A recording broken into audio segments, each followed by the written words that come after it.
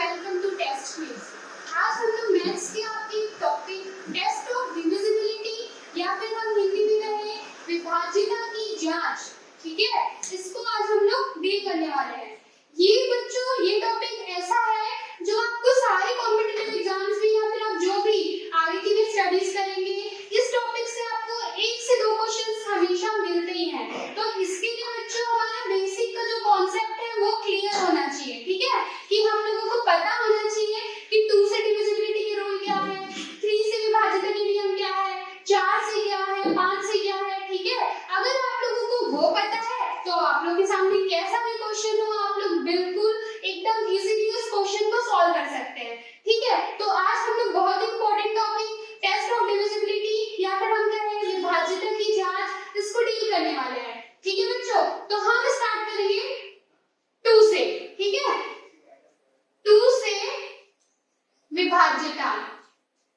2 से अगर हम लोग को डिविजिबिलिटी चेक करना है तो हम लोग को क्या करना होगा, कभी भी आपको कोई क्वेश्चन दे दे कि ये जो नंबर है आप चेक कीजिए कि 2 से डिविजिबल है कि नहीं, या फिर हिंदी में बोलेगा कि पूर्णतया विभाजित है कि नहीं, ठीक है। तो उसके लिए हम लोग को कुछ नहीं, उसके लास्ट की इकाई के अंक को चेक करना है।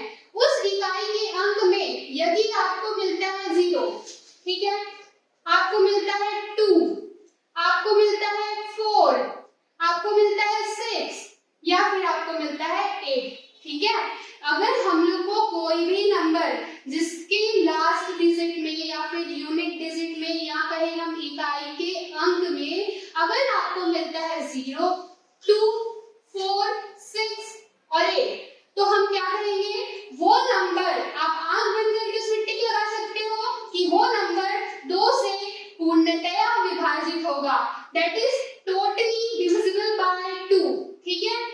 तो इजी, ठीक है। कोई भी क्वेश्चन जैसे मैं आपको क्वेश्चन पूछती हूँ कि 142 2 से डिविजिबल है कि नहीं, बिल्कुल है, क्योंकि इसके इकाई के अंक या फिर वंस पोजीशन में क्या है 2 है, और हम लोग को पता है कि 0, 2, 4, 6, 8 जिसके भी लास्ट में रहेगा वो 2 से डिविजिबल होगा।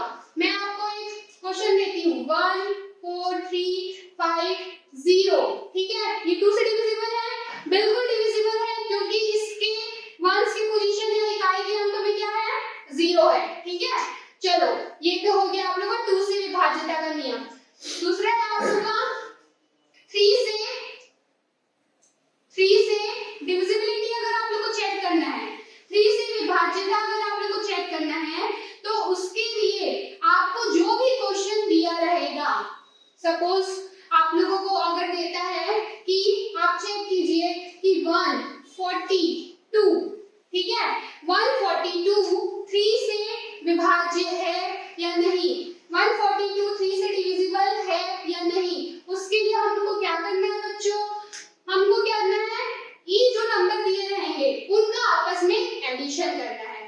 उस एडिशन के बाद वो जो नंबर हमको मिलता है अगर वो 3 से डिविजिबल है, वो 3 के टेबल में आता है, 3 के पहाड़े में आता है, इसका मतलब वो 3 से डिविजिबल है। जैसे कि 1 प्लस 4 प्लस 2, तो 4 प्लस 2 कितना हुआ 6 और 6 प्लस 1 कितना हुआ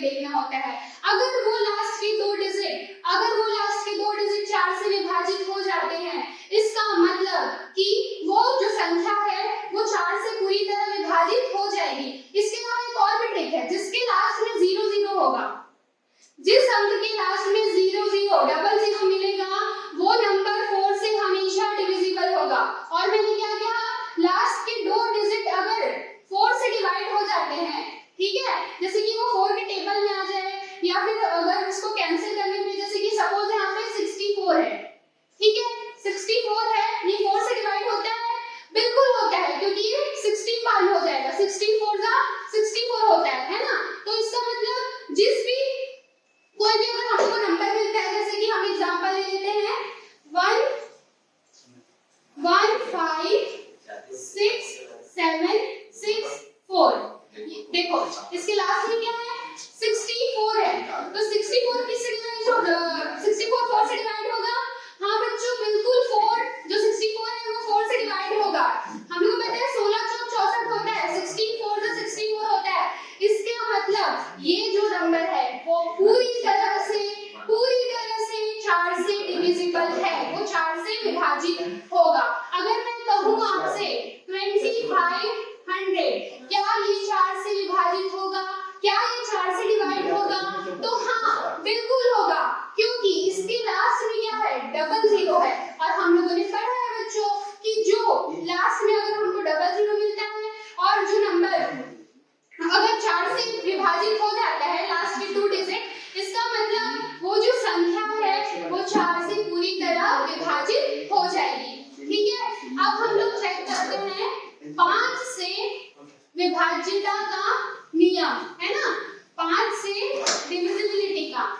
तो 5 से विभाज्यता तो बहुत इजी है बच्चों, ठीक है, जो भी नंबर होगा अगर उसके लास्ट में 0 है और 5 है, कोई भी नंबर, ऐसा कोई भी नंबर जिसके लास्ट में 0 है या फिर 5 है, तो वो नंबर 5 से इजीली डिविजिबल होगा। ठीक है, उसमें हम लोग को कोई दिक्कत नहीं है, सबसे इजी है 5 से विभाज्यता का नियम। अगर हम लोगों को बच्चों चेक करना है 6 से विभाज्यता का नियम, तो बच्चों 6 से विभाज्यता के नियम के लिए हम लोगों को ये चेक करना पड़ेगा कि क्या ये 2 से डिविजिबल है और क्या ये 3 से डिविजिबल है। अगर वो नंबर 2 से भी विभाजित होता है, वो नंबर 3 से भी विभाजित होता है, इसका मतलब वो 6 से भी पूरी तरह विभाजित होगा, है ना। मतलब कि 6 से विभाज्यता के लिए हम लोग को ये चेक करना है कि वह नंबर 2 से भी विभाजित होना चाहिए, 3 से भी, 2 और 3 दोनों से ही विभाजित होना चाहिए। ठीक है मेरे बच्चों, है ना। तो 6 से विभाज्यता का नियम क्या है कि वो नंबर 2 और 3 दोनों से विभाजित होना चाहिए। जैसे कि मैं एक नंबर लेती हूँ 36912, ठीक है, मैं नंबर लेती हूँ 36912, क्या ये नंबर 2 से डिविजिबल है? यस, ये नंबर 2 से डिविजिबल है, क्योंकि हम लोगों को पता है इसके इकाई के अंक में 2 आ रहा है और जिस अंक में 2 आता है वो हमेशा 2 से डिविजिबल होता है। तो ये तो फुलफिल हो गया बच्चों कि 2 से तो डिविजिबल है ये। क्या ये 3 से डिविजिबल है? चलो चेक करते हैं। इसको हम लोगों को 3 से डिविजिबिलिटी चेक करने के लिए हम लोग को इसका आपस में एडिशन करना रहता है। तो 3 + 6 9, 9 + 9 18, 18 + 1 19 और 19 + 2 21, 21 3 के टेबल में आता है कि नहीं? बिल्कुल 21 3 के टेबल में आता है। इसका मतलब ये जो नंबर है वो 3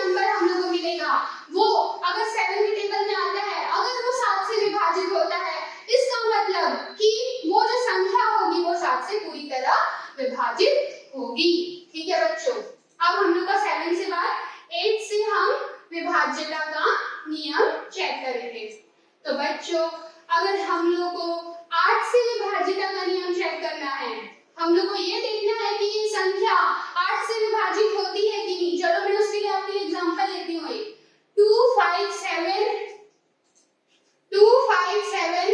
192, ठीक है। तो मेरे बच्चों, अगर हम लोगों को ये चेक करना है कि ये जो नंबर है वो 192 8 से विभाजित 257 192 8 से विभाजित है कि नहीं, तो उसके लिए हमेशा ये आप लोगों को याद रखना है, हमेशा 8 के लिए लास्ट के 3 डिजिट अगर आप लोगों के 8 से डिवाइड हो गए, लास्ट के 3 डिजिट अगर आप लोगों के 8 से डिवाइड हो गया, मतलब आप समझिए कि वो कितना भी बड़ा नंबर हो वो 8 से पूरी तरह विभाजित होगा। जैसे कि 192 को बच्चों 8 से डिवाइड कर लीजिए, 8 दूनी 16, 3 2 8 चौक 32, पूरी तरह से विभाजित हो गया, कोई भी रिमाइंडर नहीं बचा है।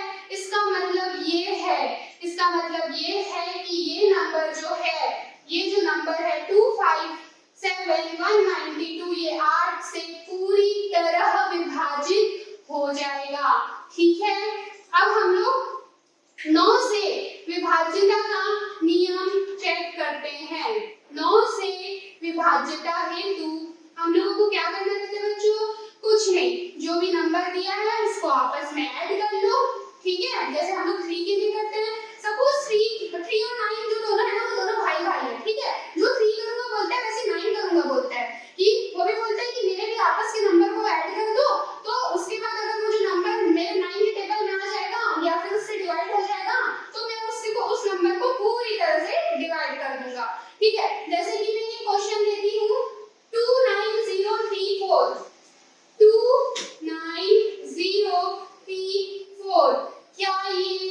क्या ये नंबर 9 से विभाज्य है? इसके लिए हम लोग को चेक करना है। तो 2 + 9 + 0 + 3 + 4, तो ये क्या है मेरे बच्चों? 4 + 3 7 7 + 2 9 और 9 + 9 18। क्या 18 9 के टेबल में आता है? जी हाँ, 18 9 के टेबल में आता है, 9 2 18 होता है। इसका मतलब ये जो नंबर है वो पूरी तरह से 9 से विभाजित हो जाएगा। तो 9 से विभाजित का रूल क्या है?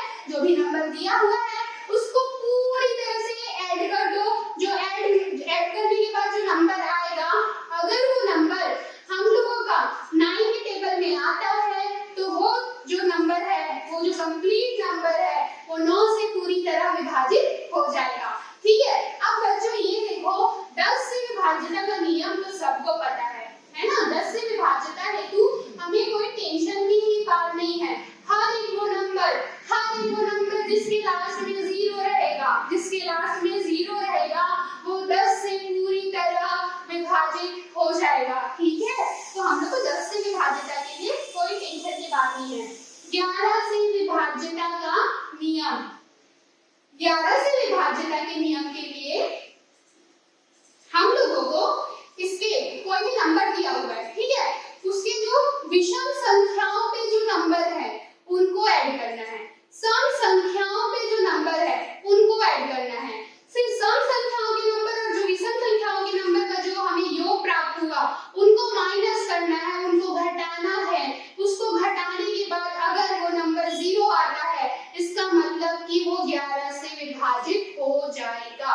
जैसे कि यहाँ पे हम एक एग्जांपल लेते हैं 7 1 2 7 3 6 2, ठीक है।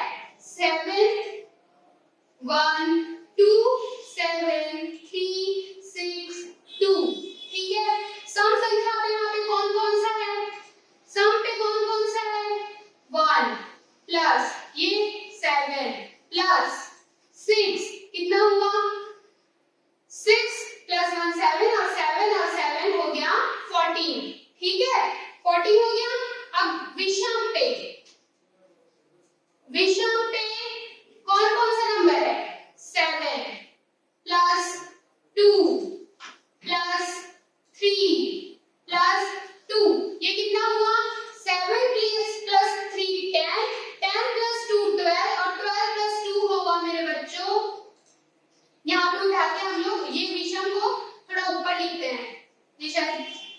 अगर विजिबल ना हो 7 प्लस 2 प्लस 3 प्लस 2, ठीक है। तो 7 प्लस 3 10, 10 प्लस 2 12 और 12 प्लस 2 14।